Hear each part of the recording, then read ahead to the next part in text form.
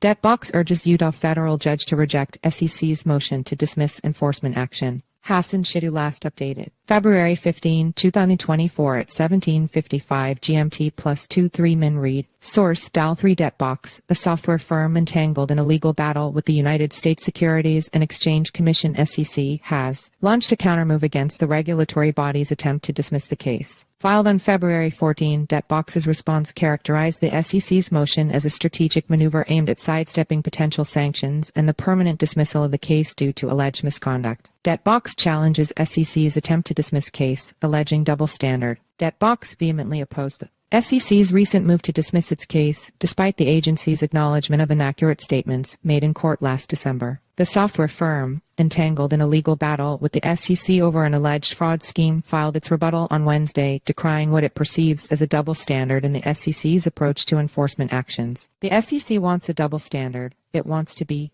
treated differently before federal courts than those that it regulates or attempts to regulate, Debtbox stated in its filing, highlighting what it sees as preferential treatment sought by the SEC in comparison to the stringent measures it imposes on others suspected of securities market malfeasance. The software company's resistance follows the SEC's admission late last year that it had made inaccurate statements, prompting Utah U.S. District Court Judge Robert Shelby to criticize the agency's legal representatives and demand clarification on the purportedly false or misleading statements. The SEC initially alleged that Debtbox attempted to relocate assets overseas to evade regulatory jurisdiction. The legal battle between Debtbox and the SEC stems from allegations that the software firm defrauded investors of at least $50 million by selling unregistered securities in the guise of software licenses purportedly capable of mining digital assets tied to real-world industries. The SEC had secured emergency measures in the early stages of the case, alleging that the company would clandestinely transfer assets overseas if notified of an impending freeze order. This led to the issuance of a temporary restraining order freezing Debtbox assets on August 3, 2023.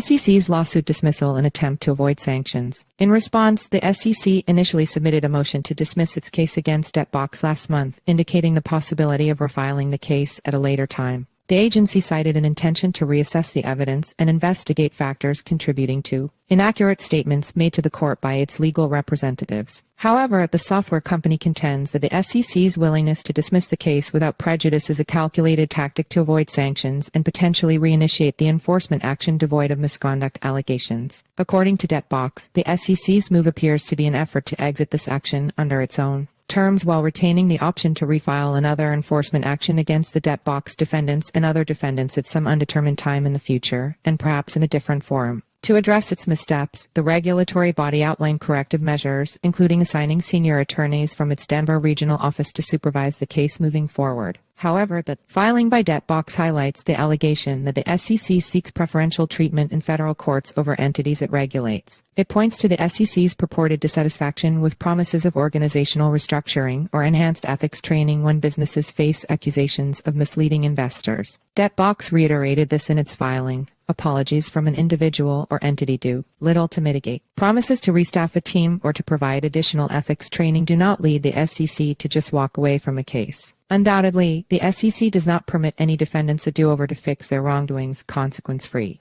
Debtbox further pressed for the continuation of the scheduled hearing on March 7, despite the SEC's request for its abandonment. Follow us on Google News.